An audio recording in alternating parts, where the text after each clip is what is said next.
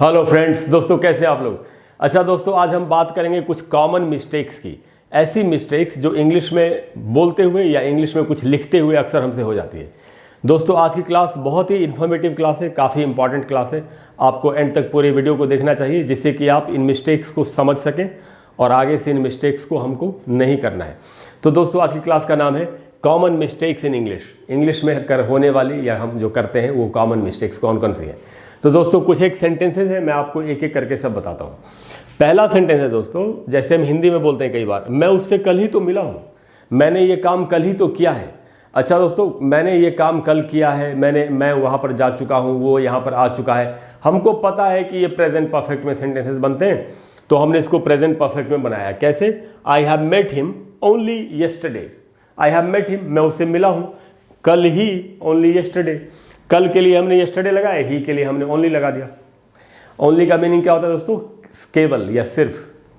तो हमने यहाँ पर ही के लिए लगाया क्योंकि हम स्ट्रेस डाल रहे हैं सेंटेंस पर, कल ही, ओनली, येस्टरडे। तो दोस्तों हमको क्या सीखना है इधर? अब आपको बहुत ध्यान से मेरी बात को सुनना चाहिए कि मैं क्या कहने जा रहा हूँ। सबसे पहले दोस्तों, अगर आप इस सेंटेंस को ध्यान से देखें तो इसमें येस्टरडे का इस्तेमाल हुआ है क्योंकि कल ही मिले तो येस्टरडे लगा दिया। अच्छा दोस्तों, येस्टरडे क्या होता है? येस्टरडे एक एडवर्ब ऑफ पास्ट टाइम है। एडवर्ब ऑफ टाइम आप जानते हैं, एडवर्ब्स कई प्रकार के होते हैं, adverbs of place, adverbs of frequency, adverbs of time. तो येस्टरडे एक एडवर्ब ऑफ टाइम है, उसमें भी ये पास्ट टाइम का, भूतकाल को, जो समय बीत गया उसको बताने वाला एडवर्ब है। तो ग्रामर का ऐसा नियम है कि अगर किसी भी सेंटेंस में एडवर्ब ऑफ पास्ट टाइम हो, एडवर्ब ऑफ पास्ट टाइम हो, तो उस सेंटेंस को आपको पास्ट टेंस में बनाना चाहिए। अब वो पास्ट टेंस का कोई भी सभी फॉर्म हो सकता है, सिंपल पास्ट हो सकता है, पास्ट परफेक्ट हो सकता है, वो तो देखना पड़ेगा कि सेंटेंस कैसा है, उसके हिसाब से हम टेंस डिसाइड करेंगे। बट वो सेंटेंस होना चाहिए पास्ट टेंस का। तो मैं उससे कल मिला, ऐसा आपको ये सेंटेंस बनाना चाहिए इंग्लिश में। इसीलिए इस सेंटेंस का बिल्कुल करेक्ट ट्रांसलेशन होगा आई मेट हिम येस्टरडे, मैं उससे कल मिला। हिंदी में कैसे बोल रहे हैं? मैं उससे कल ही तो मिला हूँ। हिंदी में आप कैसे भी बोल लें, इंग्लिश अपने हिसाब से चलेगी। हिंदी में एक बात को कैसे बोलते हैं, उसी बात को इंग्लिश में कैसे बोलते हैं, ये सीखना चाहिए। हर वर्ड को ट्रांसलेट नहीं करना चाहिए, तभी तो हमारी इंग्लिश ठीक नहीं होती, गलत हो जाती है। हर वर्ड को ट्रांसलेट कब कहाँ तक करना चाहिए? जब हमको इंग्लिश बिल्कुल नहीं आती, हम सीखने की कोशिश कर रहे हैं, जब बेसिक सेंटेंस बनाना आ जाए, उसके बाद हर वर्ड को ट्रांसलेट करना छोड़ के एक बात को हिंदी में जैसे हम कहते हैं, उस बात को इंग्लिश में कैसे कहते हैं, ये सीखना चाहिए, ये सीखना ज़रूरी है। तो मैं उससे कल ही मिला हूँ को एक्चुअली इंग्लिश में कहा जाएगा, अंग्रेज कहेगा मैं उससे कल मिला। अच्छा दोस्तों, ये जो है ही, कल ही, ये जो हम एम्फेसिस डालते हैं, जोर डालते हैं अपनी बात पर, ये हिंदी में बोलने का तरीका है। अंग्रेज लोग इस बात पर अगर अंग्रेज को जोर डालना ही होगा कि मैं उससे कल ही तो मिला हूँ, तो वो इस बात को ऐसे बोलता है, मैं उससे कल ही मिला, ऐसे, आई मेट हिम येस्टरडे। वो ही के लिए किसी भी वर्ड का इस्तेमाल नहीं करते, अपने हाव भाव से, बॉडी लैंग्वेज से, आवाज़ के उतार चढ़ाव से, इंटोनेशन बोलते हैं इसको इंग्लिश में, इंटोनेशन से, यानी आवाज़ का जो उतार और चढ़ाव होता है, उससे वो जोर डालते हैं। आई मेट हिम येस्टरडे, ऐसे करके वो बोल सकता है, वो आवाज़ का उतार चढ़ाव करके, उसके लिए वो कोई वर्ड यूज़ नहीं करते। ये यहाँ पर ओनली लगाना, I have met him only yesterday, ये इंडियनिज्म कहलाएगा। यानी इंडिया में जो हम लोग इंग्लिश को अपने हिसाब से तोड़ मरोड़ के यूज़ करते हैं, उसको इंडियनिज्म कहते हैं। तो ये एक इंडियनिज्म है, इससे हमको बचना है। तो आप समझ गए दोस्तों, कल ही, परसों ही का कोई अनुवाद नहीं करना चाहिए हमको। एक तो पहली बात ये, कई बार लोग इसके लिए ओनली या इटसेल्फ ये सब लगाते हैं, ऐसा कुछ यूज़ नहीं करना है।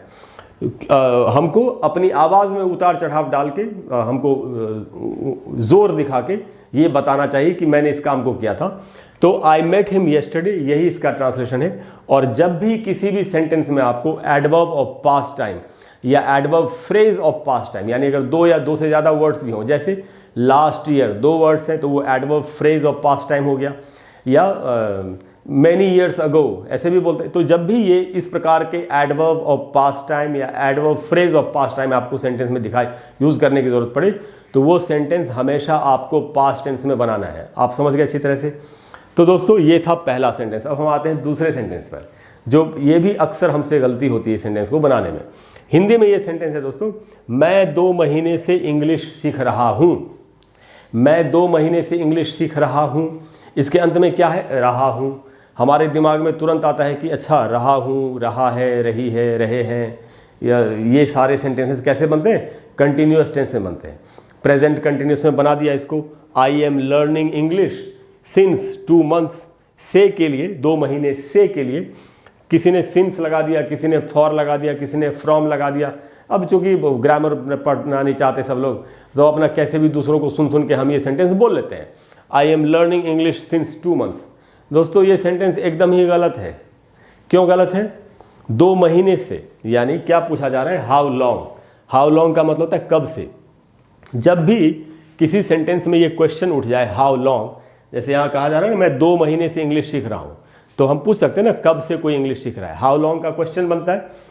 तो जब भी हाउ लॉन्ग का क्वेश्चन बने तो इसका जो आंसर होगा वो आपको किस टेंस में जनरली देना चाहिए, कुछ एक अपवादों को छोड़ के उसका आंसर हमेशा ही किसी भी परफेक्ट कंटिन्यूअस टेंस में होता है। आपको याद रहेगा मैंने क्या कहा, जब भी हाउ लॉन्ग का क्वेश्चन खड़ा हो जाए, कब से, बचपन से, 2018 से, ऐसे जब भी ये क्वेश्चन बने तो उसका आंसर जनरली, मैं क्या कह रहा हूँ, हमेशा नहीं, जनरली, कुछ एक अपवाद भी हैं। इंग्लिश में अपवाद नहीं, ऐसा तो हो ही नहीं सकता। कुछ एक अपवादों को छोड़ के वो सेंटेंस 99% वो सेंटेंस हमेशा परफेक्ट कंटिन्यूअस टेंस में बनेगा। तो यहाँ पर हूँ है, सीख रहा हूँ, यानी इस सेंटेंस को आपको प्रेजेंट परफेक्ट कंटिन्यूअस टेंस में बनाना चाहिए, न कि प्रेजेंट कंटिन्यूअस में। तो इसका असल में क्या ट्रांसलेशन बनना चाहिए, जो बिल्कुल करेक्ट है वो होगा I have been learning English for 2 years। Since का भी इस्तेमाल नहीं होगा। I have been learning English, मैं सीखता हुआ आ रहा हूँ या मैं सीखता रहा हूँ, जैसे भी हिंदी में बोलना है। I have been learning English for 2 months। For क्यों लगाया दोस्तों, से के लिए। सिंस क्यों नहीं लगाया? सिंस हमको तब यूज़ करना चाहिए जब हम किसी काम के स्टार्टिंग पॉइंट की बात कर रहे हो, जब शुरू हो रहा है। अगर जैसे ये सेंटेंस है मैं 2 महीने से इंग्लिश सीख रहा हूँ, अगर यहाँ पर होता मैं 2018 से इंग्लिश सीख रहा हूँ स्टार्टिंग पॉइंट, तो हम लगाते I have been learning English since 2018। लेकिन यहाँ क्या कहा जा रहा है, 2 महीने से, यानी पूरा जो 2 महीने का समय है, जो अवधि है, जो पीरियड है, वो जोड़ के बताया जा रहा है। 2 महीने से, 4 महीने से, 2 साल से, जब भी पूरी अवधि, पूरा पीरियड जोड़ के बताएंगे तो वहाँ पर हमको फॉर का इस्तेमाल करना होता है से के लिए। फॉर की एक मीनिंग के लिए भी होती है, वो दूसरी चीज़ है। अभी हम क्या बात कर रहे हैं, से के लिए। तो से के लिए हमको जब भी पीरियड हम बताएंगे हमको फॉर का इस्तेमाल करना है। इसीलिए यहाँ पर ट्रांसलेशन बना कि I have been learning English for 2 months। तो आप समझ गए कि सेंटेंस को कैसे बनाना है। जब भी आपको हाउ लॉन्ग का आंसर देना पड़े, कब से, कितने समय से, कितनी देर से, याद रहेगा आपको, तब आपको सेंटेंस को परफेक्ट कंटिन्यूअस टेंस में बनाने की कोशिश करनी चाहिए। नहीं, अगर ऐसे थोड़ी कन्फ्यूजन अभी तक है ही बाकी, तो मैं आपको दूसरा तरीका बता देता हूँ। ये सेंटेंस अगर ऐसा होता कि आई एम ईटिंग फूड, मैं खाना खा रहा हूँ, तो जब खाना खा रहा है कोई आदमी और तभी उसके बारे में बता भी रहा है, जब काम को करने के समय पर उसी काम के बारे में बता भी रहे हैं बोल के, तब तो वो कंटिन्यूअस टेंस से बनता है, प्रेजेंट कंटिन्यूअस में। लेकिन यहाँ क्या है, काम पहले शुरू हुआ, 2 महीने पहले शुरू हुआ। आपको ये आप समझ सकते, ये आप ध्यान से देख सकते सेंटेंस में कि काम पहले तो नहीं शुरू हुआ। अगर काम पहले से होता हुआ चला रहा हो तो भी आपको उसको प्रेजेंट परफेक्ट कंटिन्यूअस में बनाने की कोशिश बनाना चाहिए। अगर वो पास्ट का सेंटेंस है तो पास्ट परफेक्ट कंटिन्यूअस में बनाएंगे। प्रेजेंट का सेंटेंस है, हूँ अंत में लगा हुआ है, हूँ, है, हो, ये सब लगा हुआ हो, तो उसको प्रेजेंट परफेक्ट कंटिन्यूअस टेंस में बनाएंगे। मैं आधे घंटे से तुम्हारा इंतज़ार कर रहा हूँ, I have been waiting for you for last 30 minutes या लास्ट हाफ एन आवर, न कि I am waiting for you for 30 minutes। वो एकदम गलत हो जाएगा। I am waiting for you for 30 minutes नहीं होगा, I have been waiting for you for 30 minutes।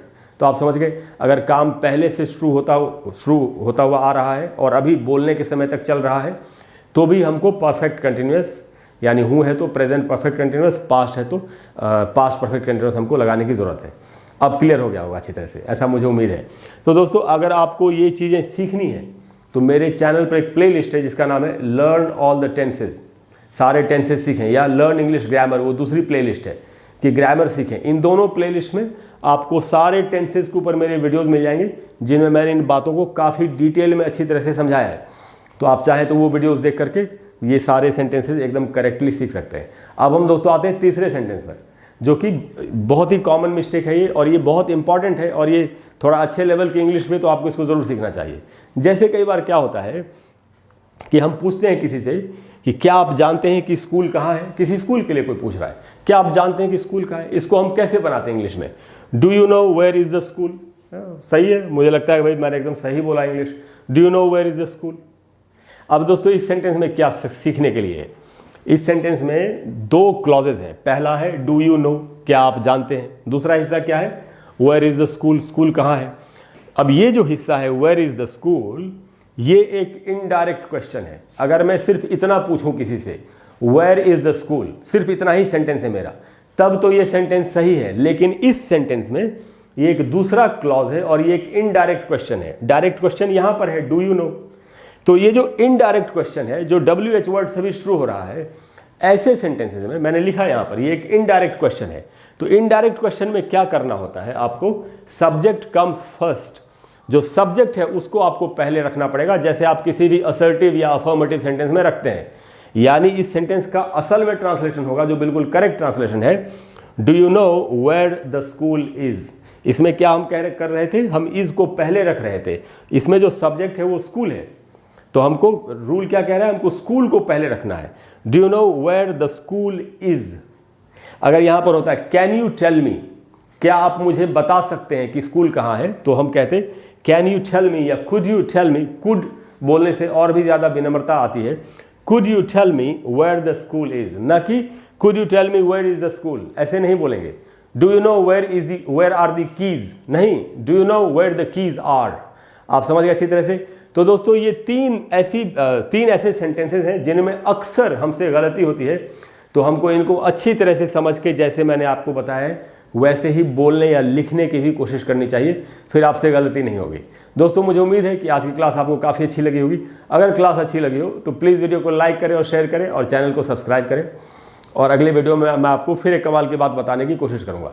इसके अलावा दोस्तों कोई ऐसा टॉपिक है जिस पर आप चाहते हैं कि मैं आपको एक वीडियो बना करके दे दूँ, तो अगर वो ऐसा टॉपिक है जिस पर कि वीडियो बनाने से सब लोग उसको पसंद करेंगे, तो मैं आपको वो वीडियो बना करके दूंगा ज़रूर। Thank you very much, I will see you soon, bye bye.